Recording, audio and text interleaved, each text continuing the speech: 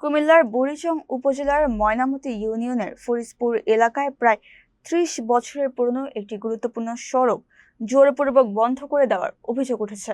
এতে এলাকায় চরম জনভোগান্তির সৃষ্টি হয়েছে। কুমিল্লা সিলেট মহাসড়কের পাশে অবস্থিত এই সড়কটি দীর্ঘদিন ধরে স্থানীয়দের চলাচলের জন্য ব্যবহৃত হয়ে আসছিল। এলাকাটিতে মসজিদ, মাদ্রাসা ও এতিমখানা থাকায় সড়কটি বন্ধ হয়ে যাওয়ায় শিক্ষার্থী, মুসল্লি ও সাধারণ মানুষ ভোগান্তিতে পড়েছেন। এই ঘটনার প্রতিবাদে ভুক্তভোগী এলাকাবাসী মানববন্ধন ও সংবাদ সম্মেলন করেছেন। অভিযোগ রয়েছে, শরীফ নামে এক ব্যক্তি রাজনৈতিক পরিচয় ব্যবহার করে সড়কটি বন্ধ রাখার চেষ্টা করেছেন এবং চাঁদা দাবি করেছেন। এ বিষয়ে স্থানীয় বিএনপি নেতা অধ্যক্ষ মোহাম্মদ সালাউদ্দিন বলেন, জনগণের সড়ক বন্ধ করা দলের আদর্শ নয়। কেউ দলের নাম ব্যবহার করে অনিয়ম করলে তা সমর্থন করা হবে না। তিনি দ্রুত তদন্ত ও সড়কটি পুনরায় চালুর দাবি জানান। ঘটনার পর পুলিশ ঘটনাস্থলে গিয়ে পরিস্থিতি নিয়ন্ত্রণে আনে। দেবপুর পুলিশ ফাঁড়ি জানিয়েছে, আলোচনার মাধ্যমে দ্রুত সমাধানের চেষ্টা চলছে। স্থানীয়দের আশা, প্রশাসনের হস্তক্ষেপ দ্রুত সড়কটি আবারও সবার জন্য উন্মুক্ত করা হবে।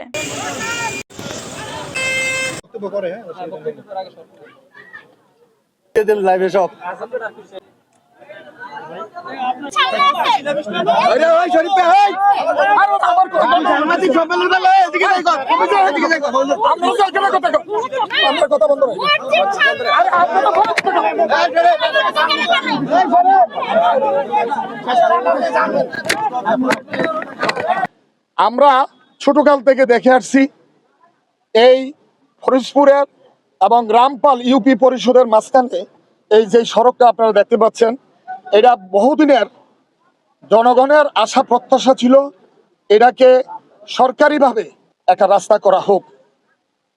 আমাদের বাংলাদেশ জাতীয়তাবাদী দলের যখন সরকার গঠন করলো, ঠিক তেমনি মুহূর্তেই আমাদের একটি সুপারিশ আছে যেটা ইউপি পরিষদের আন্ডারে এবং এলজিইডির আন্ডারে এই রাস্তাটা সোলিং করা হোক। এই রাস্তাটিকে একটি সোলিং নির্মাণের সিদ্ধান্ত হয়। ইতিমধ্যে এই সোলিংটি প্রায় শেষ পথে এসে এখানে সিলেট রোডের জায়গায় এসে পৌঁছে মাত্র বাকি আছে 15 ফিট। এই 15 ফিট সিলেট রোডের বর্তমান রুট থেকে পশ্চিম অংশে প্রায় 40-45 ফিট আরো পশ্চিমে রয়েছে। আর ইতিমধ্যে শরীফ আমাদের মরহুম ধনু মিয়া সাহেবের ছেলে, সে মালিকানা দাবি করে আমাদের এই জায়গাটাকে দুইবার বাধাগ্রস্ত করে। এলাকাবাসী এবং আমরা সবাই মাননীয় এমপি মহোদয়কে আমরা অবগত করি। অবহিত করার পরে গত শনিবার 15 তারিখে আমাদের ইউপি পরিষদের সামনে এলাকাবাসী এবং আমাদের বিভিন্ন নেতৃবৃন্দরা বসে একটা সিদ্ধান্ত করি। ইউপি চেয়ারম্যান সাহেবও সেখানে দাওয়াত ছিল। তিনি প্রথম পক্ষ হিসাবে আমাদের কথা ছিল আমাদের এই মীমাংসিত করার জন্য এই মেলটা চলে কিনা।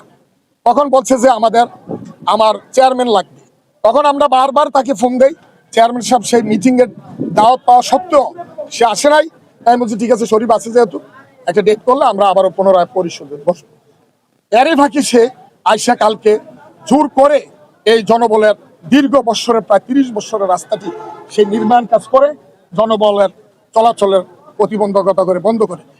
সব জায়গায় লিপিবদ্ধ এই দরখাস্ত দেওয়া হয় এবং আমরা শান্তিপ্রিয়ভাবে আমরা এই নির্মাণের আমরা প্রতিবাদ জানাই, নিন্দা জানাই এবং আমরা অচিরেই এই রাস্তাটি এই প্রতিবন্ধকতার এই জোরপূর্বক এই নির্মাণ কাজটি যেন প্রশাসন এবং মাননীয় এমপি মহোদয় এটিকে দৃষ্টি করেন এবং আমাদের এলাকাবাসীর দাবি এই জনপদ পথটি খুলে দেওয়া।